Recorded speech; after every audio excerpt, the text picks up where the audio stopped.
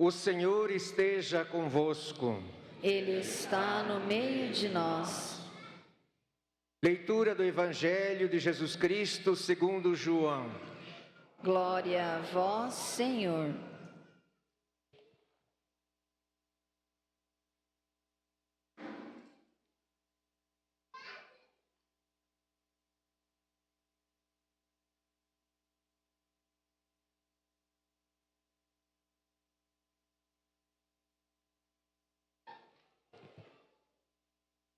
Estava próxima a Páscoa dos judeus e Jesus subiu a Jerusalém.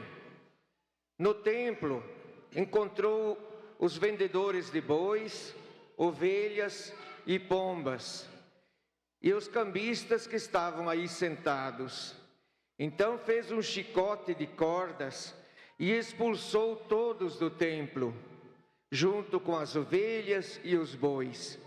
E espalhou as moedas, derrubou as mesas dos cambistas e disse aos que vendiam pombas: tirai isso daqui, não façais da casa de meu pai uma casa de comércio. Seus discípulos lembraram-se mais tarde que a Escritura diz: o zelo por tua casa me consumirá. Então os judeus perguntaram a Jesus: que sinal nos mostras para agir assim? Ele respondeu: destruí esse templo e em 3 dias eu o levantarei. Os judeus disseram: 46 anos foram precisos para a construção deste santuário, e tu o levantarás em 3 dias? Mas Jesus estava falando do templo do seu corpo. Quando Jesus ressuscitou, os discípulos lembraram-se do que ele tinha dito e acreditaram na Escritura e na palavra dele. Palavra da salvação. Glória a vós, Senhor.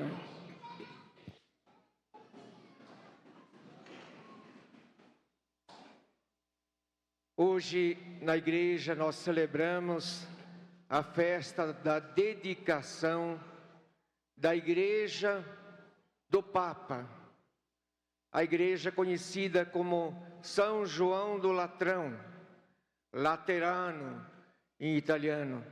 Fica dentro dos muros da antiga Roma, mas num lado. Ali aquele lugar era propriedade de Constantino, o imperador romano.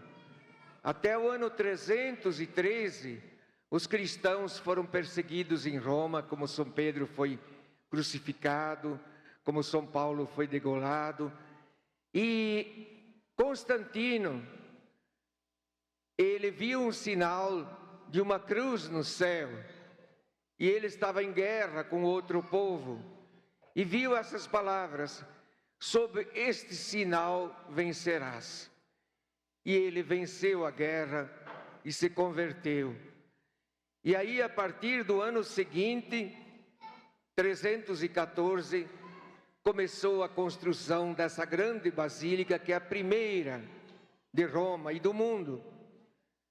É conhecida como a Catedral do Papa.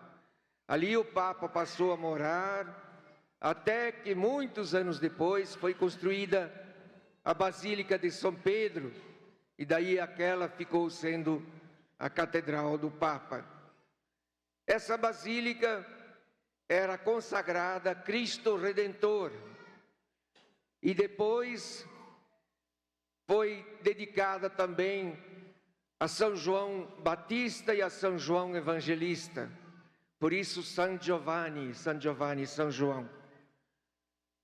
A primeira leitura de hoje nos fala de uma maneira muito...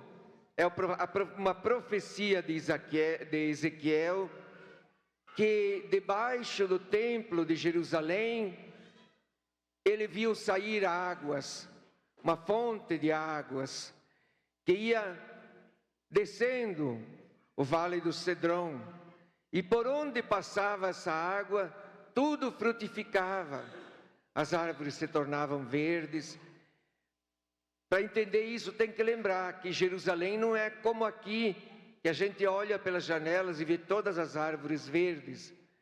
Tem um pouquinho de verde dentro da cidade de Jerusalém e logo fora, nos arredores, tudo deserto, cresce um capinzinho só.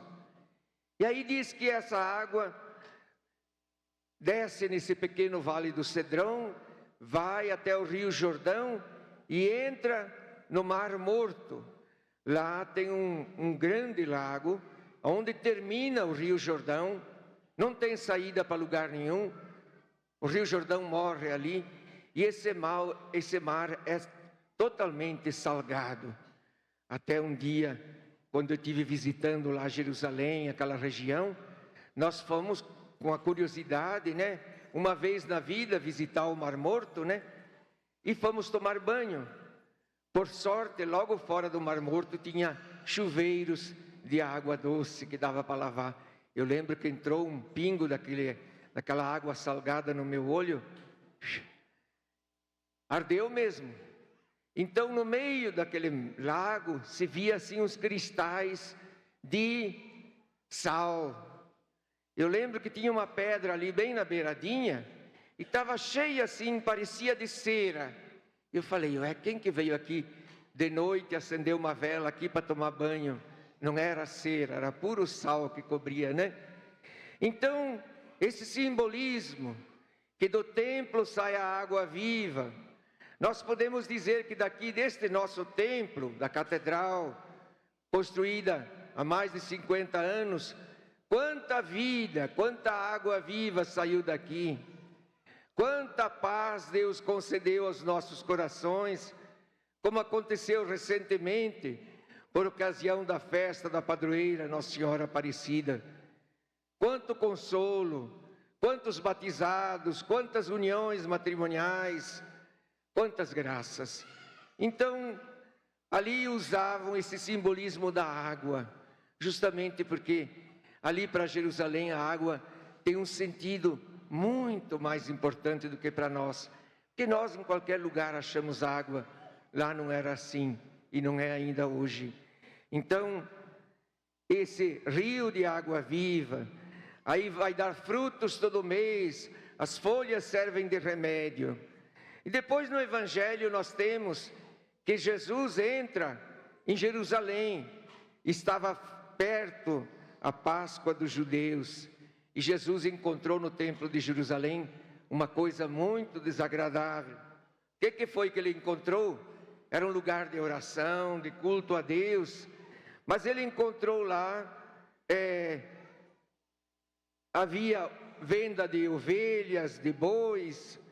Jesus fez um chicote, derrubou as mesas dos cambistas com as suas moedas, e disse, tiram essas pombas daqui, vendiam pombas, e não façam da casa de meu pai uma casa de comércio.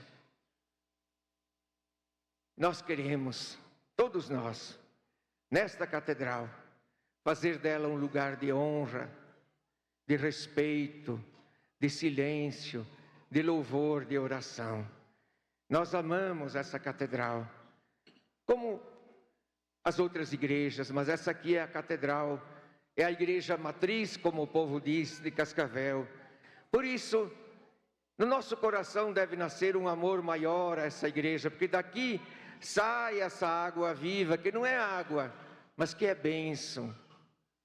Vejam, hoje 4 crianças vão se tornar filhos de Deus. Queremos bênção maior do que ela. Nós estamos ouvindo a palavra de Deus, celebrando a missa, e vamos receber o próprio corpo de Jesus, a comunhão. Sai ou não sai a água viva dessa catedral?